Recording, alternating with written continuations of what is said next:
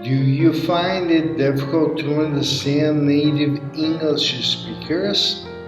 Do you want to learn more and have more opportunities in life? It depends only on you. I'm a Canadian and I'm gonna help you with your pronunciation and your vocabulary. In exchange, send this video to your friends.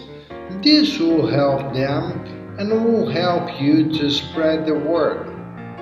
Remember, it's only you who can do this. Stick here and you're gonna learn. Welcome to another video. Begin this video by liking and subscribing. This way you receive more videos. Now, without further ado, let's dive in. Here you have a text to practice your accent and to sound more like a native speaker. Now, the article. Differences between American British grammar. Many of you have the goal of learning American English. After all, you are listening to or reading a lesson from the Voice of America. But you will still probably have some contact with British English. The popularity of British television shows and musical groups, for example, reaches across borders. So, how does British English differ from American English? You may already know that there is a clear difference in accent. Other differences include some vocabulary and expressions. Less commonly discussed, however, are the variations in grammar. American and British Englishes share almost all of the same grammar. But there are differences, and some are worth noting, especially for English learners. On today's program, we will discuss a few of them. First, let's talk about where the two Englishes vary on preposition use. In British English, the preposition at is used in several time-related phrases, such as when talking about weekends. But speakers of American English use the preposition on in such a case. Listen to this American English speaker. On weekends, I like to watch sports. Can you think of how a British English speaker would say this? That's right, it is. At weekends, I like to watch sports. Americans also use the preposition on with street names, yet British English speakers use in. Listen to this American talking about where someone lives. She lives on 17th Street near DuPont Circle. Can you guess how the British English speaker would say it? That's right, she lives in 17th Street near DuPont Circle. These are just a few examples of the small differences in preposition use.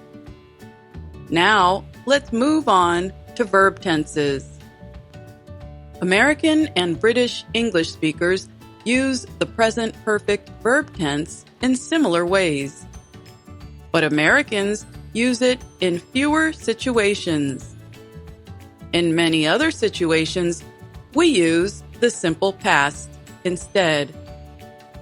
Listen to an American use the simple past tense to talk about a lost object. Ugh, I lost my phone again. British English speakers would generally use the present perfect in this situation, as in, I've lost my phone again. The present perfect verb here is have lost. This is also true when giving news. In American English, we use the simple past to do this. speakers of British English generally use the present perfect. Listen to an American give a piece of news to someone. Your supervisor just called. Again, such news would involve the present perfect for Britons, as in, your supervisor has just called, or the contracted, your supervisor's just called. Notice use of the word just, a common time-related adverb. With other such adverbs, like yet and already, Americans also tend to use the simple past tense, while Britons use the present perfect. Listen to an American use a past tense verb and the adverb already. Would you like more? No thanks. I already ate too much. So, what might a British answer sound like? A person is likely to say, I have already eaten too much, which uses the present perfect verb, have eaten. The two dialects also differ in some ways in their usages of the verbs have and get. When talking about human relationships, British English speakers generally use the wording have got. For instance, a Briton might say, I've got an uncle in New York City. But an American is likely to say, I have an uncle in New York City. This same rule applies when talking about possession of objects and when discussing illness. A British English speaker would likely say, I've got a cold, while an American would probably just say, I have a cold. The two dialects also have their own ways of saying that something is required or necessary. The modal verb have to is more common to American English. The phrasing have got to is much more common to speakers of British English. An American would likely say, we have to be there by 7, while a British person is more likely to say, we have got to be there by 7. And speaking of got, let's not forget an unusual difference between the past participle forms of get. In American English, the past participle of get is gotten. But Britain discontinued the use of gotten more than 300 years ago. In British English, the past participle of get is got. So you might hear an American English speaker say this: He has not gotten far on the project. Yet, a British English speaker might say, he has not got far on the project. And finally, let's touch on something that deals with giving short answers to questions. British English speakers often add the auxiliary verb do in short replies. An American would use just a modal verb. Listen to an answer from this American English speaker. Are you bringing the whole family? I might. The modal verb in the reply is might.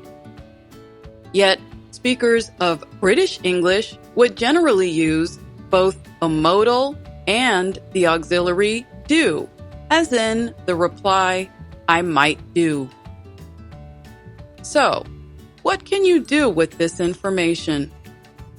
First, keep in mind that British and American English both contain several dialects and accents.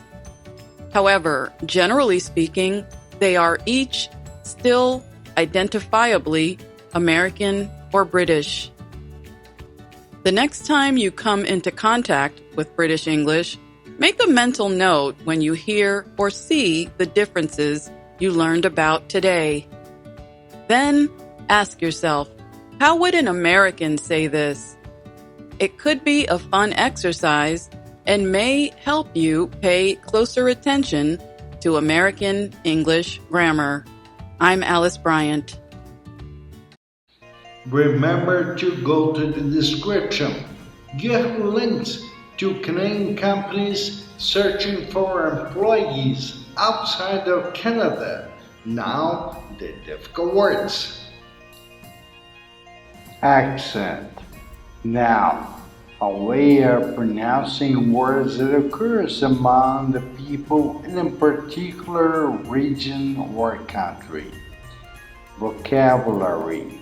Now, the words that make up a language. Variation. Now, something that is similar to something else but a different in some way.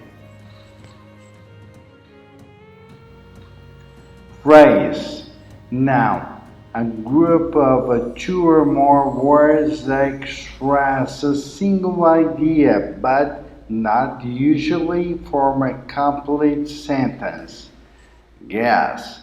Verb. To form an opinion or give an answer about something when you do not know much or anything about it. Contract. Adjective. Made smaller or shorter. Dialect. Noun. A form of language that is spoken in a particular area and that uses some of its own words, grammar, and pronunciations. Uncle. The brother of your father or mother or husband of your aunt. Motto. A verb. A verb such as can, could, may, might, should, will, or would. Usually used with another verb to express ideas such as possibility, necessity, or permission. Auxiliary. Noun. A verb such as have, be, or do that is used with another verb to show the verb's tense to form a question. Remember, in the description you have a link to reach us. You have links for Canadian companies searching for employees outside of Canada. Leave your comments about this video, and this way I could know what you like and what I can do to better help you. I'll see you in the next one. Bye for now.